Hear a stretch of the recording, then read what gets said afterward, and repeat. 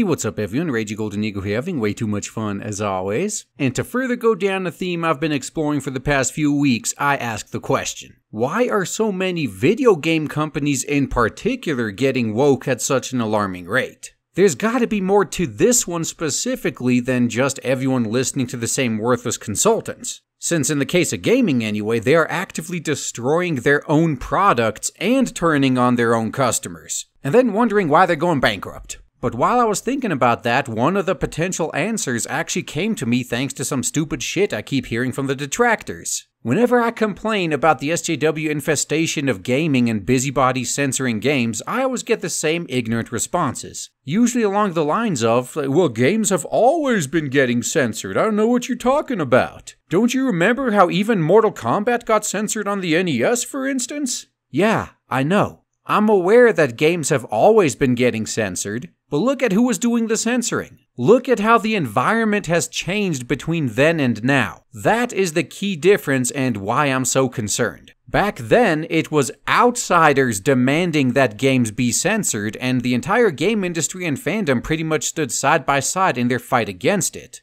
to the point where even family-friendly Nintendo eventually caved in. Gamers, developers, publishers, even the gaming media, which it's hard to believe, but back then was pretty decent. Because back then it was run by fans for fans, unlike in current year, where it's run by failed journalism majors for other SJWs. All of these groups combined as one were fighting against the censors. They were always pushing boundaries to see how far they could get before the government was starting to threaten action. Back then, we were an actual community that stood together. We all loved the same hobby and would band together to protect it. Even if what was under attack at that specific moment was something we didn't particularly care for. We used to understand the common sense concept that just because what we like isn't the current front line, it will likely become the new front line once the current one falls. And the companies especially used to be 100% on the side of their customers and knew how to correctly respond to busybodies. Remember when companies went out of their way to trigger the censors with racy ads just to get the free advertising that the pearl clutchers would give them? That used to be a lot more valuable in the days before the internet, you know. Get the word out to the normies. And that type of advertising was going on from what I recall anyway up until at least the first Xbox came out. But it seems to have completely stopped since then. Well, not entirely. It's still alive and well, just reversed. In current year, these companies think it's a good idea to piss off their actual customers in favor of the censors, and then wonder why they're going broke. So what's the big difference? What changed between then and now? What caused this mess? In my opinion, the problem is that when gaming went mainstream, all of those outsiders who were pushing to censor our games and made fun of us quote-unquote loser virgin gamers, everyone who was making fun of us back then suddenly jumped on the popularity bandwagon and adopted the label of gamer, and demanded that they be accepted.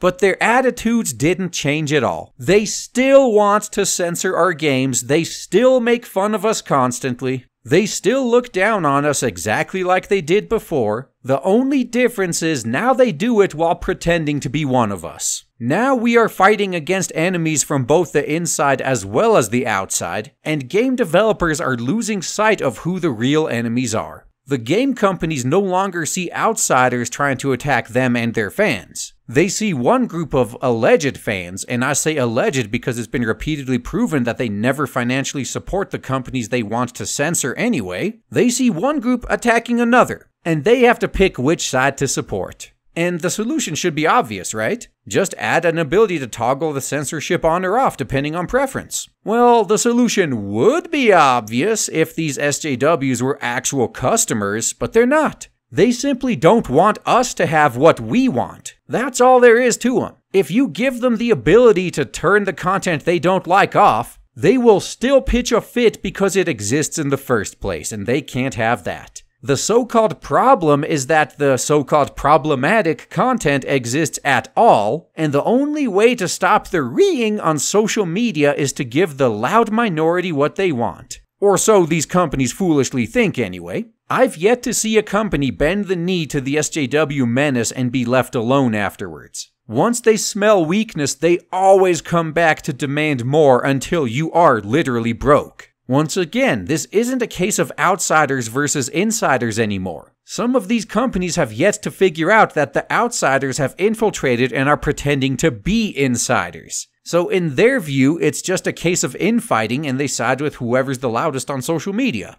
Now add to that what I said last week about consultants actively telling these companies that the youth, aka the future customer base, are all for this progressivism cancer, and that further sways the decisions of all these high-level executives that, thanks to gaming being the biggest entertainment media on the planet right now, are mostly populated with business school graduates that don't know shit about gaming, games, or gaming culture. Though even then, all they really have to do is just look upon reality with their own eyes to see they are being deceived into bankrupting themselves, but they don't really have the motivation to do it. Most of these higher-up decision makers are more than rich enough that they don't care. Even if the entire company goes down, they will be fine. In fact, they will be rewarded not only with a golden parachute on their way out, but most likely with a high-level position at another woke company so they can repeat the process over again.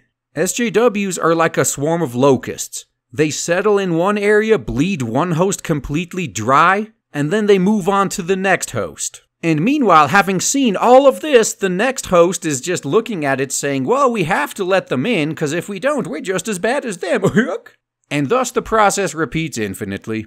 Oh, but it gets even better. There's even more reasons. It's no secret that pretty much every creative field is packed to the brim with SJWs. So it shouldn't come as a surprise that this is the side they will be tripping over themselves to support when it comes down to it. And the reason for this being no surprise is that unless you're sitting at the very top, creative fields in general don't make that much money for the amount of work you're expected to put into it. So when you look at game developers, there's really only two types of people that stick with it. Those who are doing it as a labor of love, which was pretty much 100% of all game devs before gaming was mainstream, and unskilled people who can't cut it in other more lucrative industries, and don't mind doing enough overtime to compensate for that.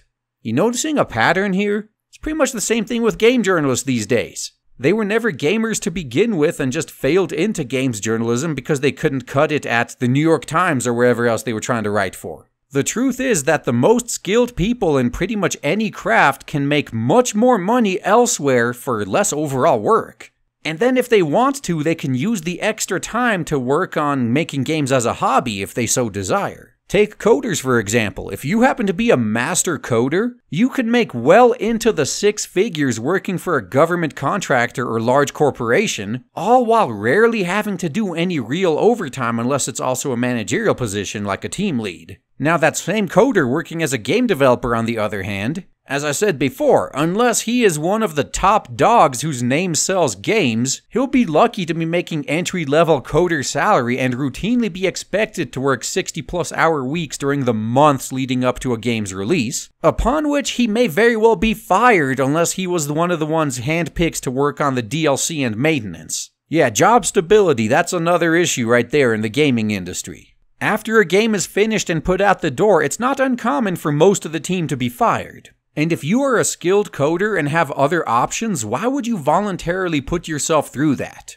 I do not blame these people for jumping to more lucrative fields. Though thanks to crowdfunding, despite a few high-profile flops setting that option back, many of these people are actually in a position to make themselves financially stable and then start their own studios if they really want to be game developers. Once again, this is pretty much what all game developers did before gaming went mainstream. None of these development studios started out as large corporations. They were just a bunch of hobbyists first who decided to take a shot at making some money off of their hobby. 4 guys working in the garage sort of thing. And thanks to crowdfunding, that is more possible now than ever before. That door is open to a lot more people. And when people take that option, you could clearly tell by the quality of their work that they legitimately love what they're doing. It's not too hard to tell the difference between a game that was actually made with love and a game that was made to cash in on current trends or a rushed out movie tie-in, for example. So with all of this working against us, how do we even go about fixing the problem of game developers getting woke and going broke?